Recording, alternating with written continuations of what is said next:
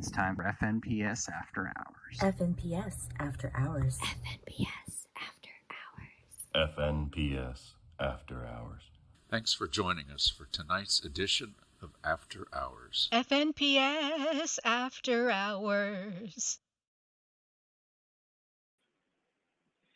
Hey everyone, it is FNPS After Hours. We have a large group today with us, and as I say, the more the merrier. Thank you so much for joining us. We are streaming live on multiple platforms for FNPS Hours tonight: Facebook, LinkedIn, YouTube, Twitter. So FNPS is alive and well and dynamic, and welcome so much. I see a lot of comments coming in from YouTube.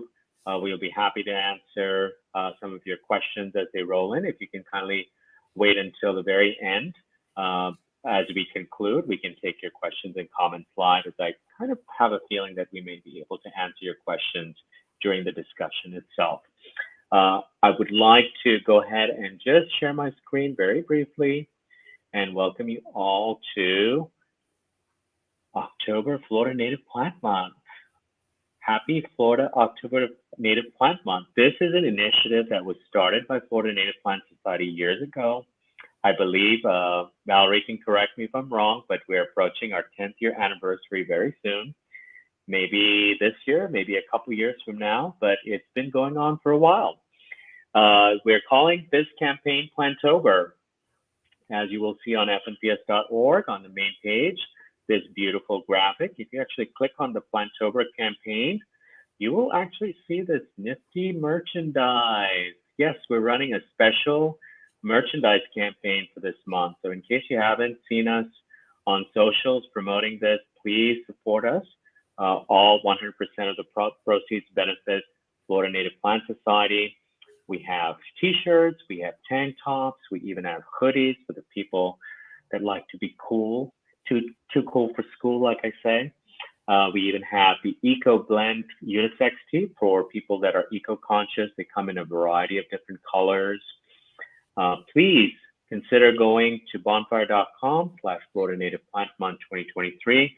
I'll be happy to put this into our comments as well, so you guys can directly purchase while you are tuned in. We also have aprons. So in case you are gardening inclined, this is the Landscape Awards discussion after all. Aprons are very appropriate right now, so they come in different colors as well. Again, eco-sensitive materials.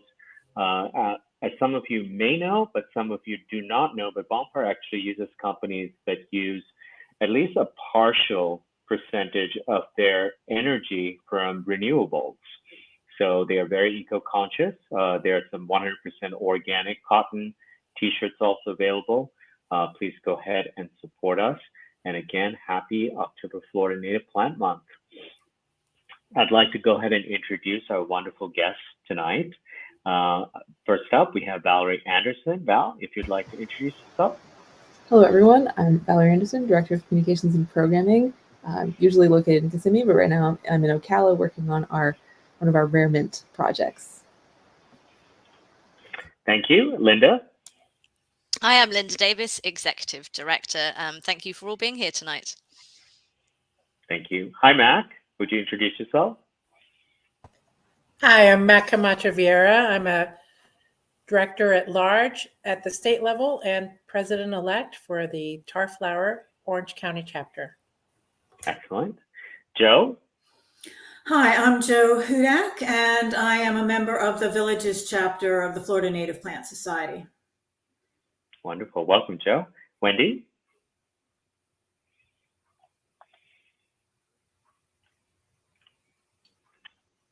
Okay. Hi, I'm Wendy Poag, Board of Directors of the Native Plant Society, and also on the committee for the Landscape Awards and also education. Thank you, Wendy. And Tim? Hi, Tim Keating, also Director at Large, Florida Native Plant Society, and also on the Landscape Committee. I'm a recent invader from New Jersey on the extremely steep learning curve of Florida native plants. At this point, used to do design work in New Jersey, native plant landscaping, but can't do it here yet. Well, welcome, Tim. We're happy to have you. Thank you so much for being here and serving on our board. Mandy? Hi, I'm Mandy Freed, current president of our Flower Chapter, Orange County chapter of the Florida Native Plant. Excellent. Welcome, Mandy. So let's dive right into this. Let's start up the conversation with Wendy Poag, participant of the Landscape and Education Committee. Wendy, tell us and jog us through how the Landscape Awards were conceptualized this year. And Mac, if you'd like to follow up, Wendy, that'd be great. So the Landscape Awards have historically been almost a mystery to me.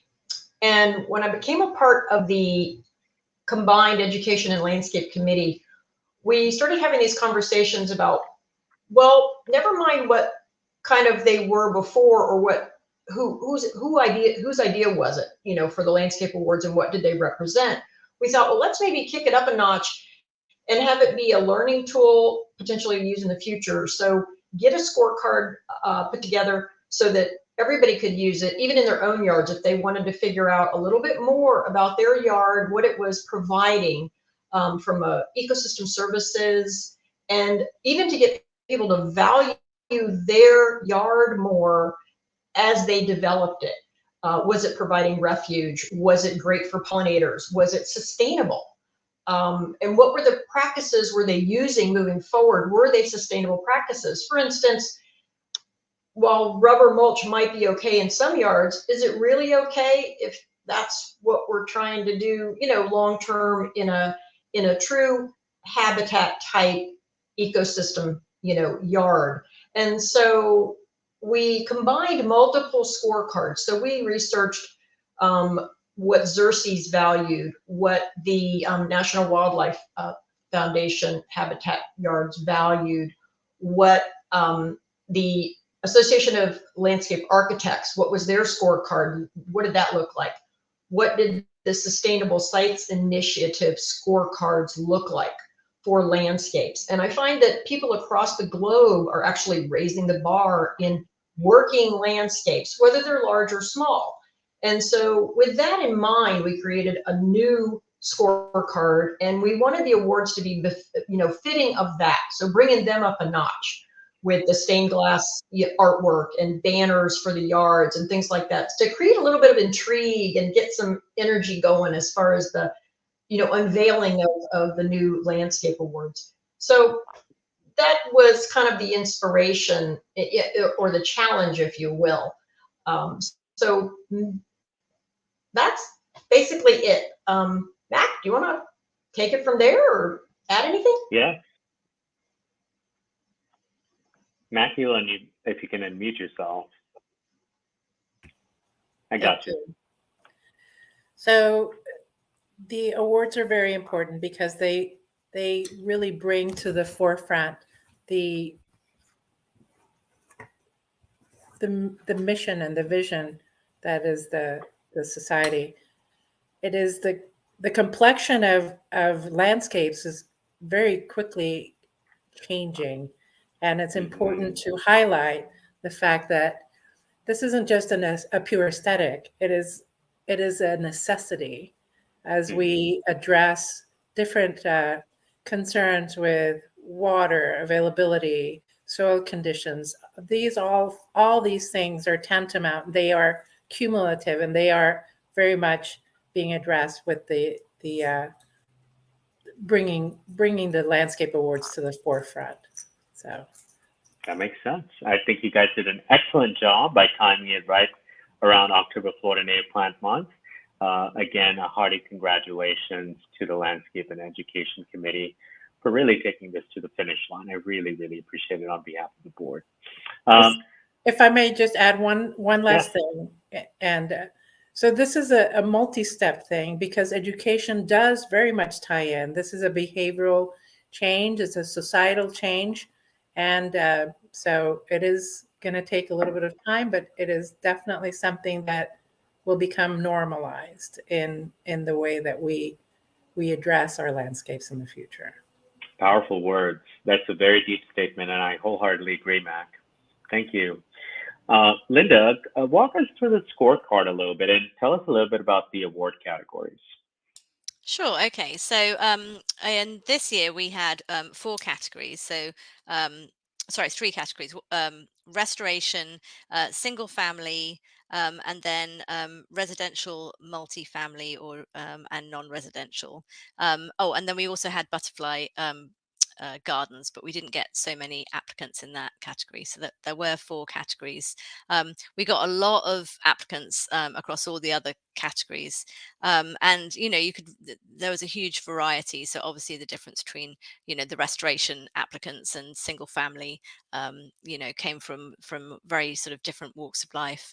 The scorecard criteria this year, as Wendy said, it was a lot of thought went into it. It was really about saying, look, we obviously need to communicate that aesthetically landscapes that are using native plants are beautiful, and we can show people how they can be beautiful. But we also wanted to include other criteria that are important to our mission.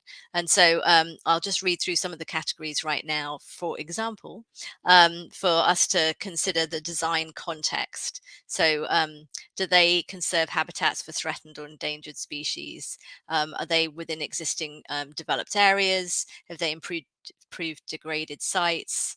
And has anybody put any thought into what the sort of natural community would have been in that location prior to them living there or having the property? Another category was around pre-design assessment and the planning that goes into these landscapes. Each of our landscapes, we asked people to have had a 2-year grow-in period so that we could really see that those had been a long-term commitment for people. But obviously the planning that goes in at the beginning. So how have they integrated the design process, any thinking about soil or enriching soil, drainage patterns, water management, those sorts of planning processes, and removing invasive species. The third category was around water usage, and so that was really around eliminating the need for irrigation and reducing on-site use of water. And in any cases where they were near a body of water, so backing onto a canal or any other sorts of water, how does that integrate with the existing water that's there on the site? The fourth category was around design. So where they're placing plants and whether they're really creating habitats for wildlife. So creating roosting areas or wooded areas for different types of animals, places where that will encourage pollinators. So not just design from an aesthetic point of view, but how is it actually going to function within the environment? The fifth was around materials. What kind of mulch you're using, impervious surfaces.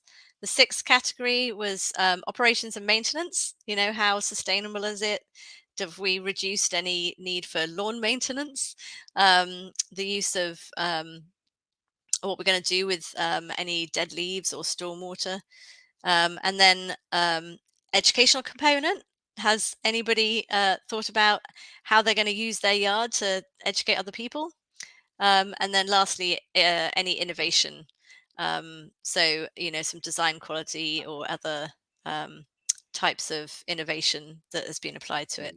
So from that, you can hear that it was this year a pretty complex matrix scorecard. So, we know that we had a very, it was a lot for our applicants to go through. And so we're really grateful to the applicants because there were so many different criteria for them to consider in their applications. And they all really went above and beyond in considering those and talking about those. So and for us, and I worked with the judges going through this, it was really exciting to see how people responded to each of those criteria. Thank you, Linda.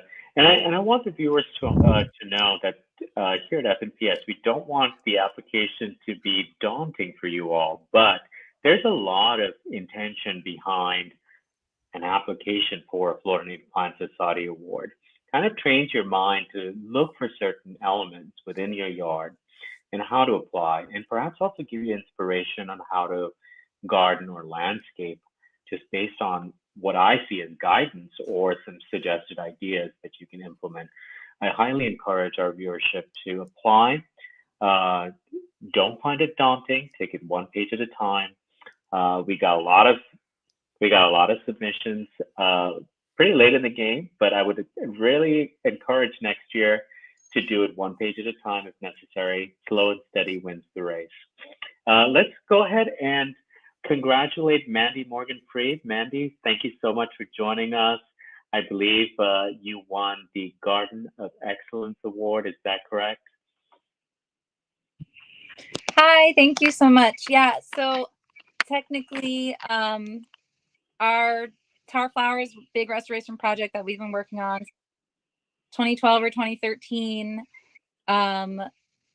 won the Garden of Excellence, and the award would actually go to the City of Winter Park and Mead Botanical Garden, as well as Tar Flower Chapter. And we're very excited to have been chosen.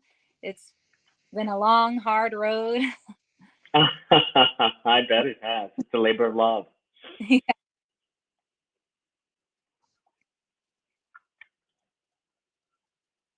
Yes, man. Yes, Mandy, I'm going to go ahead and show some pictures while you talk about your garden. Oh, okay. Yeah. So we actually we won for our sandhill habitat area, which is just over 1/4 of an acre now. It started out as like 2,000 square feet, and then we had a second phase that we added on 5,000 square feet, and then another 5,000 square feet. And that all started back in 2013 with multi happening in like 2019 and 2021. It's a continuous work to upkeep. So the Tar Flower chapter actually has monthly work parties at Mead Garden to help us with the sandhill and other habitat areas. We have, I think, 6 gopher tortoises that have moved into our sandhill and other upland habitat restoration areas. So it's working. That's very exciting. And we're really proud of what we've accomplished. There's Catherine. She's kind of our restoration head, leading a big tour in backyard biodiversity last year. So beyond the sandhill, we also have expanded our restoration area to include scrubby flatwoods, which we won a $5,000 grant last year from the Elizabeth Morse Genius Foundation for that expansion. And we also have a xeric hammock planted area, but those ones did not meet the 2-year criteria. So we really just focused on our sandhill area for the landscape award this year. Excellent. Just excellent. And walk us through the application, because I'm sure it felt quite a bit of work. Of course, you had a huge payout. Congratulations. But is there a pearl of advice that you can give our viewership that, basically said, we're gonna complete this application. We're gonna submit some pictures. What type of preparation went behind it? And tell us something about the application process that was a standout for you. Well, when we decided that we really wanted the recognition for the City of Winter Park and Mead Botanical Garden for them allowing us to have this kind of give us jurisdiction over the southern portion of Mead Garden. And we've really cherished that partnership with them. So we're really excited for them to get this award, as well as Tar Flower chapter, of course. I think when I first decided, I was like, okay, I'm gonna head this project. I'm going to apply for the landscape award on behalf of Tar Flower. So I sat down and I had to gather all this information from Catherine's old computers, even because she, it's 2012, 2013 is when this started, which even predates my time with Tar Flower. So I had to go back and find all the historic plan, older plans. And I started to put together a huge PowerPoint. And I was like, okay, I'm going to tell this story through PowerPoint because there's so many levels and things that happened in our restoration over the years. And then no, it had to be in a specific format after I'd spent time with the PowerPoint, which I don't actually regret making that PowerPoint because it made it a lot simpler. Step by step, go through each bullet point that was requested from the landscape committee. And now we actually have this beautiful PowerPoint that we can share with our membership. Indeed. It's a resource now that you can use over and over again. Yes. Well, congrats, Mandy. Good job. And hearty congratulations to the Tar Flower team. It is an asset to the city of Winter Park, a true inspiration and worthy of the Garden of Excellence. Congratulations again. Thank you.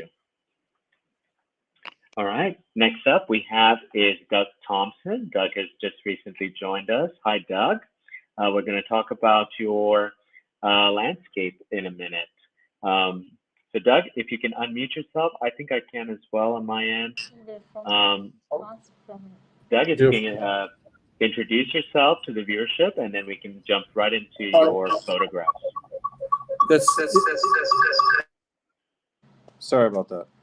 I'm Douglas Thompson, and this is my partner Ebru Ozer, also my wife, and we are both landscape architects. And we are really big into, of course, native plants. And we had a great opportunity to work on a project with Miami-Dade County. And it's kind of evolved into a much bigger initiative.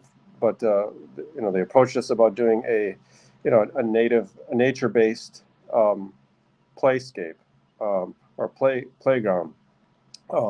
Incorporating naturalistic elements and also incorporating native plants and native elements from South Florida. This is actually the second one we did, but it was a really much more ambitious project, and it was has a really great site too. At the it's at the had a historic site, which is Camp Matacumbe, and that was a location, significant location for Cuban refugees during when the Castro regime came to power. A lot of the parents who were not able to get out of the country sent their children to the United States, and this is one of the sites that they had utilized as a place for the refugees. It was a Catholic-owned camp site or children's camp, and so anyway, it had it has a lot of historic significance. There's also on this site there's a significant portion of the Camp Matacumbe site is a native pine rockland. Still, since there's not much left in Miami-Dade County nowadays. Significantly reduced, but this is a little portion that's left, and so it's really had some really interesting aspects.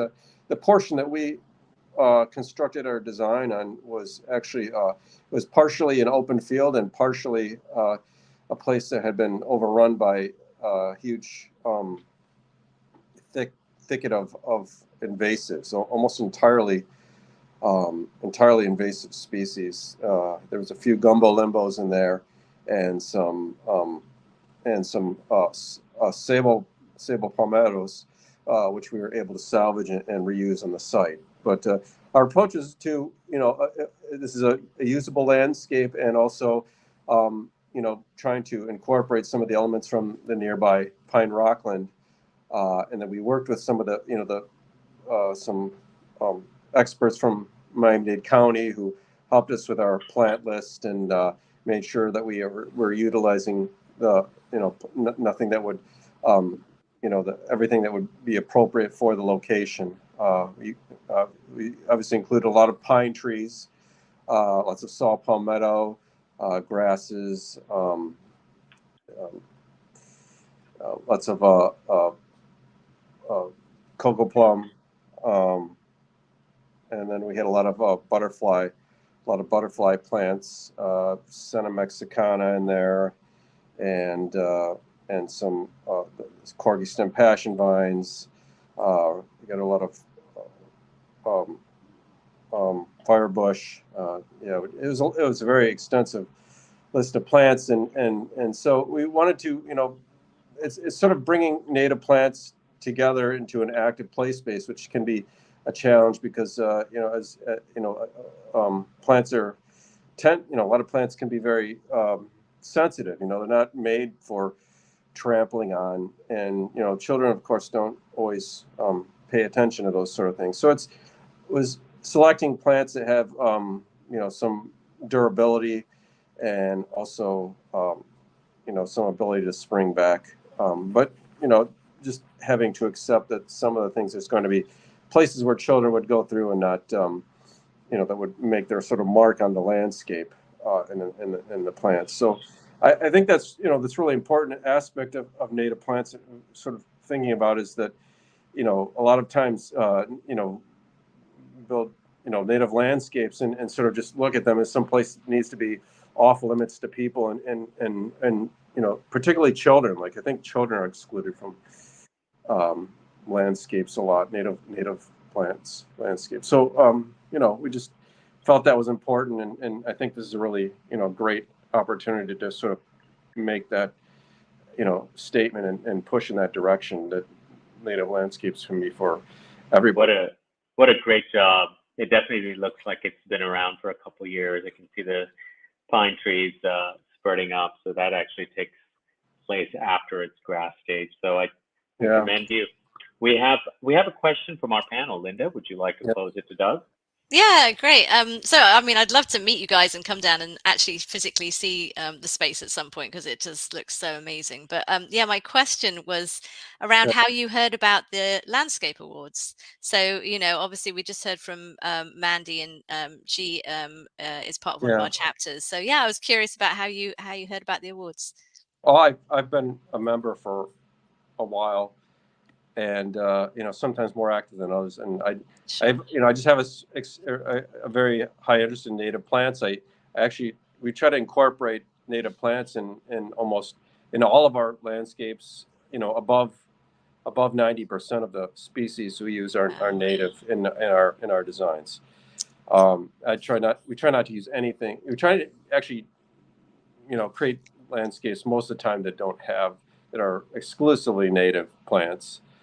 As possible. Sometimes that's not possible, but we, try. Excellent. Oh, thank you so much for that. Good to know. Well, thank you, Doug, and congratulations. It's really beautiful and a great homage. The honor is all ours, but thank you so much. Yes, a great homage to a very special place. Thank you very much. Appreciate you guys giving us this award. We really are excited. I'm really honored to be recognized. Congratulations. Beautiful work. Thank you. Yes, thank you. Moving on, we have Joe from the Villages, Joe Hudak. Joe, if you could walk us through your Garden of Honor Award, give us some tips, some pearl of advice for our applicants. That'd be great, while I actually share some pictures of your award-winning garden. Okay, I am in the Villages, and my first challenge actually was that I have never had a yard before. So I knew I was going to have a yard, and of course I wanted it to look like Florida. So I turned to the Florida Native Plant Society for guidance, and there's the queen of my yard, my sky blue cluster vine. I love that plant. I went on the garden tours to get ideas, and it was a great resource for the speakers that we had that talked about the different plants and landscape design and so on. So the Villages, of course, is its own thing. And I had to get neighbor buy-in. And I did that by telling them what I was going to do. Of course, I have to get approval from the Villages to make changes to my yard. So going through that process wasn't that difficult. I had advice from members of the chapter who had already done it. And I kept the neighbors informed, so there could be no kind of pushback. But I live in Lake County, and I do have a lot of clay in my yard. So I'm sure you all have had the experience of you plant something and maybe it works and maybe it doesn't. And for instance, I had one plant, I thought it was doing well and it died. I replaced it, same thing, and then realized that it was basically in a little clay pot that, you know, was getting too much water because the water just sat there. But you know, sometimes you just have to let the plants choose. My backyard is like a little meadow, but originally I had, you know, so many plants planted here and they were supposed to go with these plants and so on like that. And I kept picking them out because I'm like, no, it's not supposed to grow here. But in the end, I'm like, well, let it grow where it wants. And really, my backyard is one of my favorite places because in the morning, it just has the wild petunias and, you know, a lot of beautiful things. And it's just, I have a little stool back there to sit and meditate a little bit. This is my front yard, and I have a bench there that's positioned perfectly to see the backyard, the front yard, the side yard. Oh, I love that. So it's nice to sit out there. But I documented my whole process from the time when, you know, we're taking out the builder Florida friendly plants and putting in, you know, I did the front yard all at once at first. And then 3 months later, I did the backyard all together. So within 6 months, the whole yard was changed. And having documented it, I used to take pictures every week so that there's my little meadow with the petunias, the wild petunias. And so when it came time to put in my application, I had so many pictures. It was hard to choose because you limit it to 10. But I just hope my attempt was to get through how my yard is a refuge for me. You know, to walk through down the path, the Melaleuca path, in the morning, in the evening, especially, is very calming. And I tell all my neighbors that they're welcome anytime to walk through my yard. I don't have to be home. You know, they don't need my permission. They're welcome to walk through. Excellent. So, Joe, I have to ask, I think a lot of viewers are very curious. And this particular image, I feel, will speak to them greatly. I believe what we're seeing here is St. Augustine grass on your neighbor's side of the property. Yes. And we have a wildflower install on your side, and there's a clear demarcation where your property starts and theirs ends. How have you kept such a neat border, first of all? And what is your secret behind all that good mulch that I see that keeps your native plants looking very neat and tidy? Yes, well, originally I had all frog fruit there, and I am surrounded on 3 sides by St. Augustine grass, and I did put metal edging down, but one of my problems is that the ground is so hard that you can if you were there, you definitely would see the edging. It doesn't go in the way it's supposed to be level with the ground. But the Villages has the way they what do you call it, make the yards, you're only allowed to plant, within the edge so much, but I have mixed swamp twin flower and frog fruit in that edging, hoping that it will do better in keeping out the grass by not being a monoculture. And it'll be easier to pull out the grass. It'll just be a little deterrent because it'll be, 3 different things instead of one thing fighting another thing. Very good. I believe I'm going to field a question to Wendy, but Wendy was wondering, when you first started your journey, were there any surprises? Wendy, would you like to add on to that a little bit and clarify that question, because it was very interesting. Well, Joe mentioned a few things that I picked up on right away. For instance, her yard may have been where they stockpiled all the clay they needed for the development at any one time, or she could have been on top of. No, she didn't. Okay, so she says no. So that clay is a natural feature, you think? It's Lake County. And we had someone come and talk to us actually about soil, and they were going on and on about Sumter County doesn't have clay. And I am not even 1 mile in from Sumter County into Lake County, and I have a lot of clay. And it is true that because of the way the Villages builds, I mean, and this was a dairy farm originally. This land, that you find a lot of debris, construction debris, but the clay is there naturally. Very interesting. Okay. Yeah, so I find a lot of sandy soils. I mean, I'm in Lake Marion County, and the clay occurs in these pockets when you've scraped off the topsoil, because it should be sand. The clay is there. It's unleached. So it's a double sorted thing. You've got great soil, the potential, because it holds water. But had you gone in here thinking that, oh, I'm dealing with sandy soils, and not put a shovel in the ground and realized, well, maybe no, my plants are going to be challenged by clay, the hardness of it. When clay is dry, it's really, really dry. When it's wet, it stays that way for a while. So you have unique challenges, and it could be not even for a front yard and a side yard and a backyard. Sometimes people will just have it in a pocket.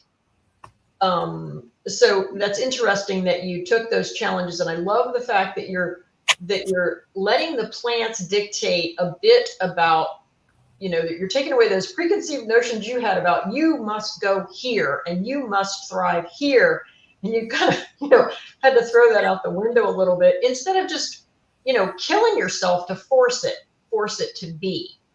And I love that. I love taking cues from nature and being adaptable. And isn't that what our native landscapes, it's all about? I just love it. I'm thrilled that in the learning process as you go, it gives everyone hope that, yeah, there's going to be challenges, but you know what? That's part of the fun of it. Yeah. There's always something going on out there.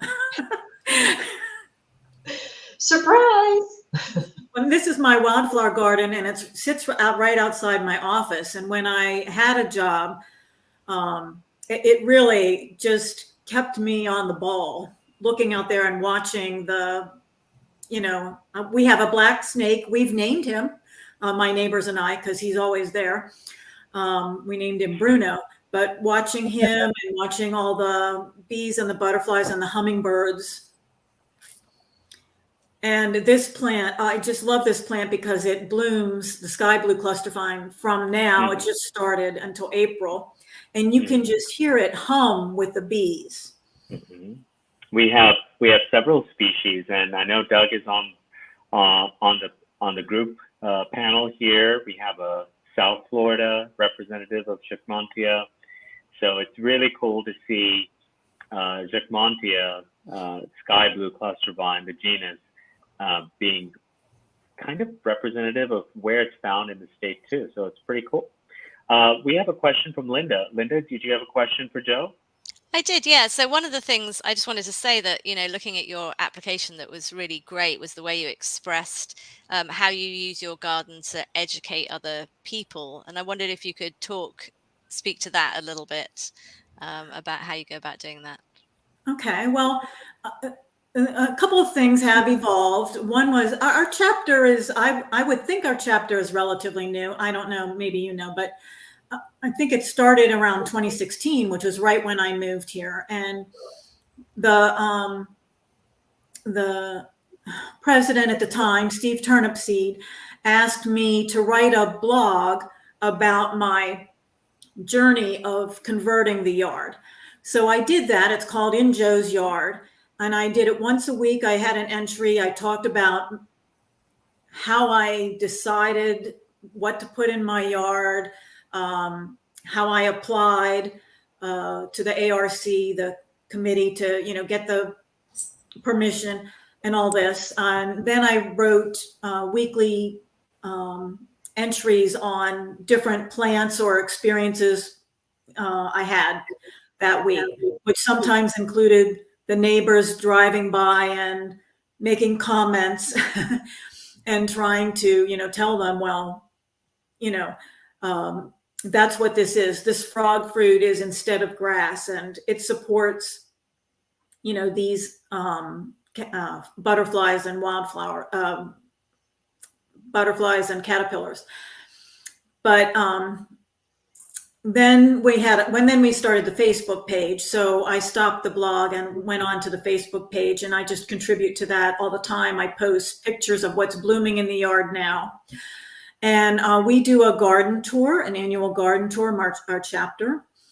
And my yard has always been on the garden tour. And I'm always there. They say we don't have to be there, but I have a list of all the plants in my yard, which I have I think a relatively small yard. It's about 1/10 of an acre. And I have 43 different plants and species. And I hand out a list of, what the plants are and what their purpose is, attract pollinators, support butterflies, caterpillars, or whatever, birds. And I'll always talk to anybody who comes by. Excellent. We're so proud of you. Thank you so much for applying. It's definitely beautiful. You've created an oasis for wildlife. Linda, before the live stream began, mentioned that she knew it was your house because all the butterflies were hovering all over it. So it's a testament to when they say our logo is if you plant it, they will come, and they indeed came. So well done, Joe. Thank you so much. My pleasure. Well, that actually covers our attendees and their awards. Valerie, if there are any questions or comments, viewership, if there are any questions or comments that we can answer, particularly to future applicants, we're here to assist. This live stream will be folded into a resource for future applications and future landscape awards. A lot of comments so far. No questions just yet. Hopefully people will get the memo and post them. Sounds great. Sounds great. Any pearl of advice that you can offer to future applicants? Doug, Joe, Mandy, anything that from your point of view that you feel future applicants should know? Maybe a few short words of encouragement, perhaps? Well, I'm actually not clear on, what points my application hit that got me the excellence, even though I feel certain I deserve it. My yard deserves it. But I looked at what previous people had submitted. And then your instructions were very clear, I thought. So whenever I wrote it, I tried to just make sure I covered all the points that you wanted to know. Great, and Excellent. I'll answer that as well a little bit to say that we're going to be coming out with some feedback for everybody as well, so that everybody knows, what why we selected yours. It's just there's a lot of people to get through, so we're working through that. Excellent. Yes, thank you. Doug, I know your application was very professionally put together, but can you offer any sort of advice? For us, for people that are not in the industry per se, it feels a little daunting, but I think some of your pictures are very compelling. They really told a story. Any advice for future applicants? Well, I will say that I did have a photographer, so it wasn't me taking the photos. So I have, being that I'm a landscape architect, it does something that having a good, photography is very, having somebody who knows how to do photographs well can really show, really frame the pictures well, because photographs are, the experience of a place, and photos can be a little bit different. And so I think it is important, if you know somebody that has, who can do photographs well, or, you can have a photographer, then I would recommend that. And then I guess, just making sure hitting all the points on the questions, on the application, there were certain things that had to be included. And I made sure that, all the questions were answered. We looked through it and, just hit each point and tried to, went back and made sure we covered each of the points thoroughly, or at least, touched on all of them in some way. Well, thank you so much for taking the time and putting your application together. It definitely shows. Viewers, if you are interested in applying, my personal recommendation is start early, baby steps, slow and steady definitely wins the race. I'm going to actually share my screen really quickly and walk you through the current application and where it is found. That way in the future, you know where to find it. So here it is. It is fnps.org/what-we-do/landscaping/landscape awards information. This is where you would click to apply. Some examples, like this is an excellent resource right here. Who won the awards and what did they look like? It kind of gives you a clue of what previous recipients had submitted. Your application fee, if you have an interest list, you can join it here as well. I think that's Linda being extremely savvy. Thank you, Linda, for doing that. Garden of Excellence, Garden of Honor, all your fees are here, categories. And if you have applied this year, we encourage you to apply again. It kind of goes to show you that you already know the drill. So applying again should be a little bit easier as well. There's instructions as well, and we'll kind of refine this as time goes along. But this is where it's housed on FNPS.org, and we encourage you to apply. It is definitely something that we're very excited about, and thank you so much for the Landscape and Education Committee to bring it into October as Florida Native Plant Month. I think we have a question, don't we, Val? We sure do. Sherry Bleeler asks, besides the winners, there were 10 that received honorable mentions. Will their photos be available on the website? Yes, we will put those in their own Flickr albums with all the photos that were submitted, and also on the website. Thank you. Thank you, Sherry. Yeah, so in case you guys don't know, we have the Florida Native Plant Society Flickr account. Many of our awards are actually stored under specific albums, and you can peruse through them at your convenience. Sounds good, team. I think we did really good on time today. Please, if you can, visit us on FNPS.org. It is October Florida Native Plant Month. Go get your merchandise, Native Plant Love. Buy some t-shirts, buy some aprons. It's a great gift. Linda is actually showing it right now. I actually inquired how comfortable it is, and she said it's super comfortable when she got it in the morning. It is 100% organic cotton, and it is so soft. It's very helpful. Yes. That's wonderful. Yes. That's great. Yes, FNPS.org. And if you guys want to know where to find us on the landscape awards page. It is fnps.org/what-we-do/landscaping/landscape awards information. If it's a little too long for you to remember, simply Google FNPS Landscape Awards and it'll take you directly to this page. And that kind of does it. Thank you so much, team, for joining us. Tim, Mac, Wendy, such a pleasure for you to be here. I really appreciate your service on the committee. Thank you so much. All right. Well, that concludes our stream, team. Thanks, and we'll talk to you soon. Bye-bye. Thank you all. Bye-bye. Thank you. Bye.